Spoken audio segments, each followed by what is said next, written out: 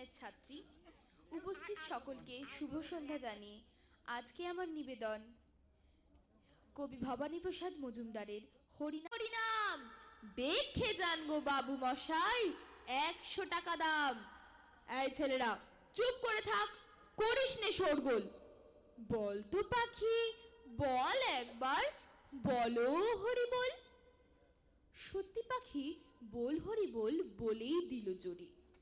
বংশীবাবু 100 টাকায় নিলেন খাঁচা ধরে। বাড়ি ফিরে সবাইকে জড়ো করলেন ডেকে। জনা 50 লোকের মাঝে বললেন জোরে হেঁকে, এই যে পাখি দেখছো সবাই, মথুরা এর নাম। এই পাখিটাই দেখবে কেমন করবে হরিনাম। এই ছেলেরা চুপ করে থাক, করিস নে শোরগোল। বল তো পাখি বল একবার, বল হরি বল। পাখি কিছুই বলে না তো, চুপটি করে থাকে। বংশীবাবু রেগে মেগে বললেন তখন তাকে, এত করে সাজছি তোকে, বাড়লো কি তোর দর? দোহাই পাখি বল হরি বল, নইলে খাবি চর।